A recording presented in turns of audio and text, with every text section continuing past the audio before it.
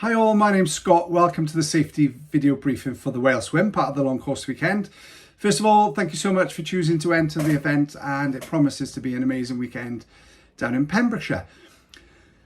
First thing to say is everything you need to know about the Wales Swim and the whole weekend in general will be in your event information pack that you would have been emailed. Check your junk folders just in case it's gone into there. Failing that, if you know you've entered but you haven't got either, don't panic. Go onto the event website and you can download it from there. Really important that you kind of study all the details in the event pack. Make a bit of a grand plan for the weekend so that you're sort of well equipped to make the most of the weekend. And if you can, please avoid emailing in and asking questions to the office, because they're mega busy at the moment making the final plans to make the weekend as spectacular as possible for you guys. So first of all, registration. Again, all your opening times in your event pack. If possible, register Thursday. It's discount day in the expo, so get there, get some goodies on a Thursday. You can get a nice chill, not so panicked as the Friday race day itself. So again, if you can on the Thursday, that would be really much appreciated. Now, you must register, and only you must register at registration. To do that, you will need, don't forget your photo ID. Make sure you bring that, and as I say, you cannot register for someone else, okay? Really important.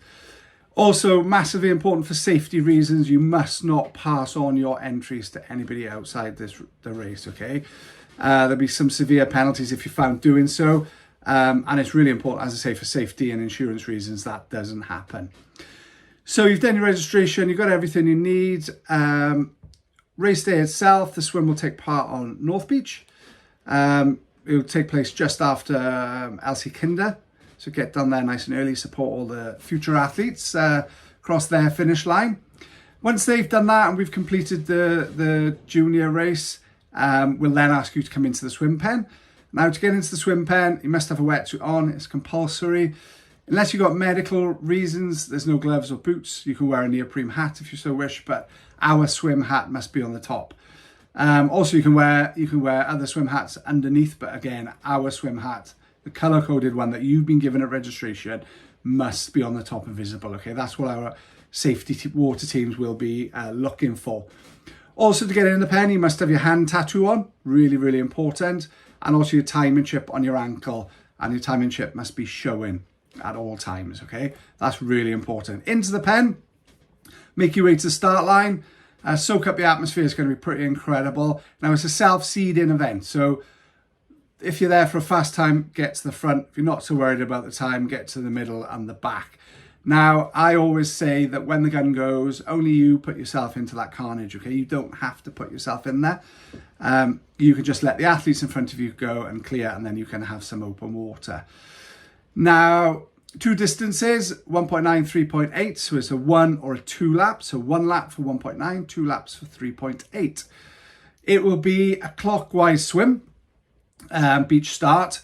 Now, beach start, you run into the sea, there'll be a swim start gate. So there'll be 2 swim buoys that you must go through, okay? Anybody caught, and we will have sort of lifeguards and people looking out for it, anybody seen not going through that start gate will unfortunately be disqualified. Go through that, then you'll head on the first leg, really, out to the first buoy.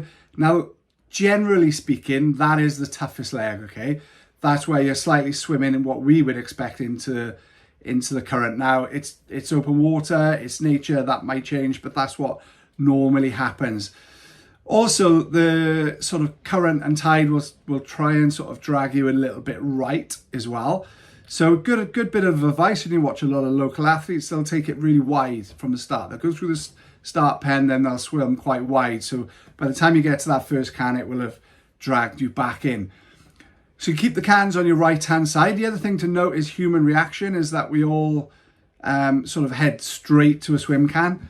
Again, it's going to get really busy and congested around the swim can. So, I don't know, swim 4 or 5 meters wide, you'll probably have open water, okay? So, again, have a think about that in your strategy. Back leg then, you'll sight on the lifeboat station. That's a really fast leg, okay? So, if you've been a little bit worried that first leg is taking you longer than you thought, that back leg will go a lot faster than you thought. Go through between the boats, take care, lots of sighting through there, okay?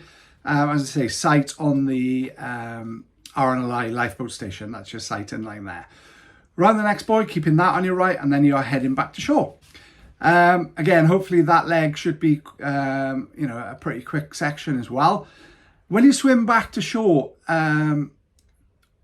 believe it or not, but all the crowds, all the sort of arches that we put up for sighting, they kind of all blend into each other. So if you look up to the skyline, there is a cutout of houses. Okay, if you aim for the cutout of the house, it'll pretty much bring you bang straight back in. Now, we do have a cut-off for the longer distance.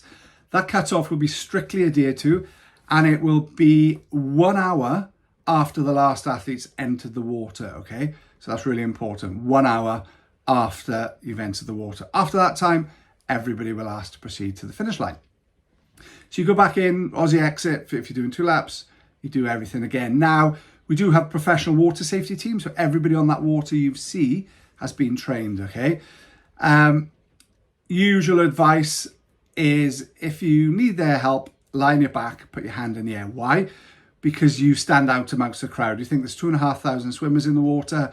If you start waving at a paddleboarder or some of the safety crew or a boat, if you start waving, it looks very, very similar to front crawl, and potentially they won't see you, okay? So lie on your back, put your hand in the air, and you stand out amongst the crowd. Also put your head above the water, and you naturally float, so hopefully you'll relax and calm down. Now, if you need their help and they can carry on, you won't be disqualified. I think that's really important as well. So once you're finished, you come back. Now, if unfortunately you withdraw for the race, or you, for whatever reason, if you self-withdraw especially, you must make sure an official is aware that you've pulled out, okay? That is vital. Otherwise, at the end of the race, you'll be unaccounted for, and then we have to start all our various safety search procedures, okay? So it's vital that if you come out of the water, especially if you do it on your own accord, you must report it in. Once you've done that, you've completed the swim, you head up to the finish line, amazing experience. That last, what would I say, sort of 100 meters or so is on soft sand. Your legs are like jelly anyway. So at least the last 50 meters of water when you're swimming to approach the exit really kick as hard as you can. Just puts a bit of blood back into your legs so that when you stand up, you're less dizzy. And if you are dizzy, don't panic. Don't worry, it's quite normal.